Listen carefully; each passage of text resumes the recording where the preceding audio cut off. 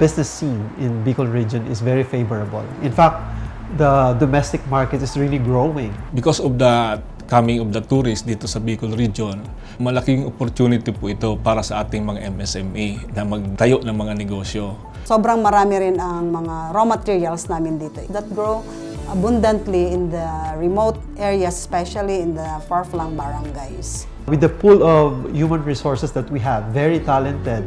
If you're looking for a chef, a good cook, or an artist, name it, we have it in Bicol region. Yung mga tao, inherit na sa kanila yung mga basic na skills at naipapasa po yun from generation to generation. We have this processed food industry and then yung wearables and homestyle. MSMEs are really strong in terms of innovation and creativity. Ang aming mga MSMEs, they produce or make products from the heart. Camsur is the biggest in the Bicol region in terms of the population, even in terms of the number of MSMEs.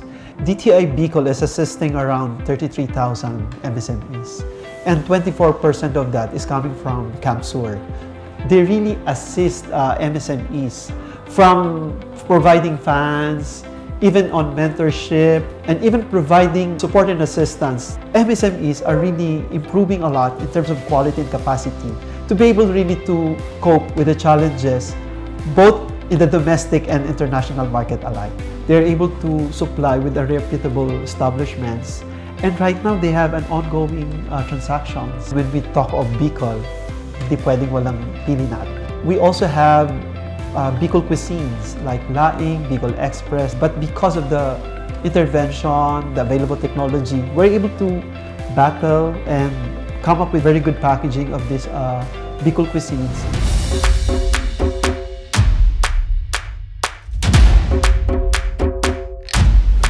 As nanay, talagang mahilig lang akong magluto. Passion ko talaga yon. Nag-start lang ako sa 5,000 na puhunan.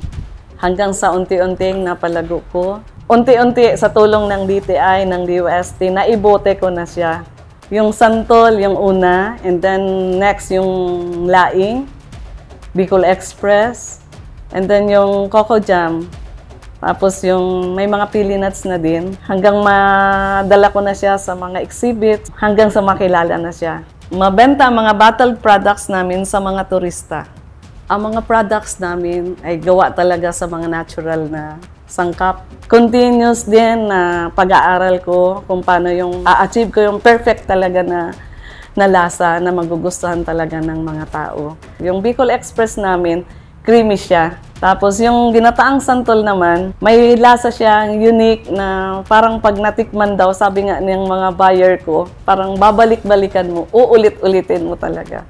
Ang lahat ng bottled products namin, gumagamit ako ng mga raw materials na may quality.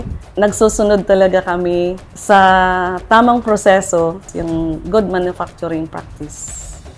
Ang negosyo namin ito, hindi lang para sa amin, kundi para sa mga taong umaasa sa amin. Lalo yung mga worker ko, yung mga tumutulong sa akin sa production, is mga nanay na din, na may mga pinapag-aral na mga anak. We have one entrepreneur here who is really doing well in the industry, the cacao. She can do well not only in the domestic or national market but also in the international.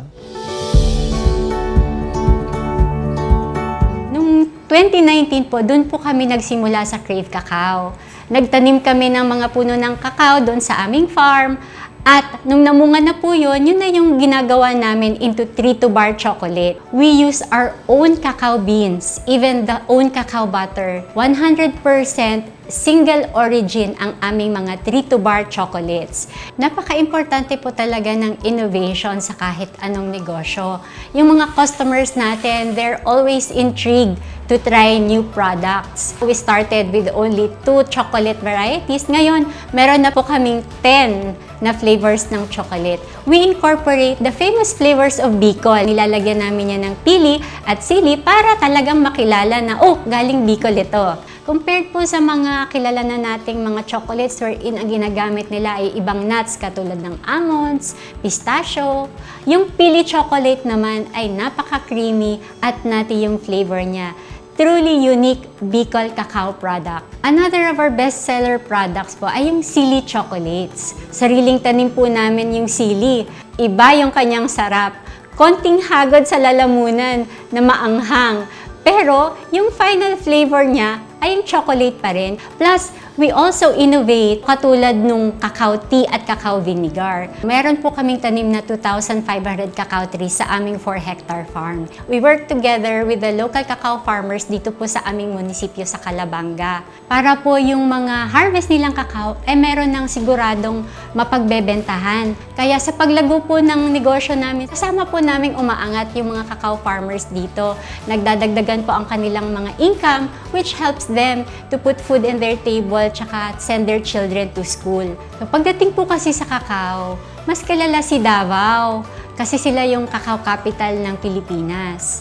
Pero kami po dito sa Bicol, gusto din namin makilala kung ano ang lasa ng cacao namin. Masarap na tsokolate na gawa ng Bicol. We have varied marketing events where MSMEs can participate, showcase, and promote their products. And I think because most of these fairs are being held in Metro Manila, again, that's where a good logistic partner can come in. Challenge po talaga sa mga business owners katulad ko na madala yung aming mga produkto sa iba't ibang lugar dito sa Pilipinas. May experiences na po kami na pag nagpapadala kami ng produkto, hindi reliable or quite costly at napakatagal ng pag-deliver ng aming product. Pag may maayos na logistic and maaasahan, mas malayo ang mararating ng mga products namin. Dami sanang gustong kumuha. Meron ako nga from Davao, meron ako from Visayas, meron ding Tagaytay, hindi ko ma-serve. Sa aming mga negosyante, mahalaga ang abot kayang logistics. Our products really require special handling. Kapag may binabiyahe po siya, kailangan hindi mainitan. Since nakabuti yung product namin, kailangan talaga ng isang logistic na mag-handle na yung mapapagkatiwalaan, yung product makakarating sa buyer namin na maayos. Sa pagpili po namin ng logistics provider, hinahanap po talaga namin yung reliable at cost-efficient. We have to have a very good partner when it comes to logistics. And I think this is where FAST comes in. At FAST, we recognize the immense growth potential of MSME products. Each item reflects the creativity and hard work of MSMEs who carefully craft and produce them. It is only fitting that we handle these products with the same care and respect poured into their making. When we learn about FAST, we learn about the profile and the good reputation that FAST has. We immediately facilitated the meeting with the Bicol Entrepreneurs Association.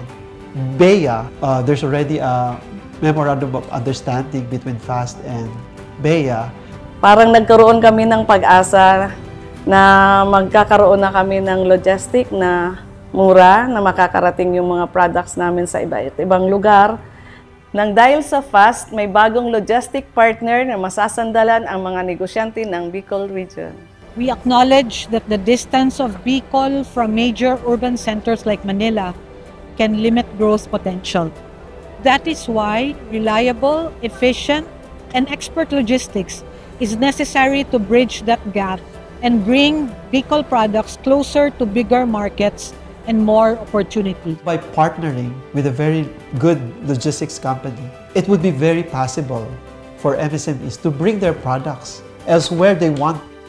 Our wide transport network enables us to serve communities near and far, bringing local products closer to bigger markets and opportunities. Ganito tayo sa FAST and always have been. Kapartner ng mga negosyo sa pag-unlad at pag-asenso. Logistics para sa negosyo.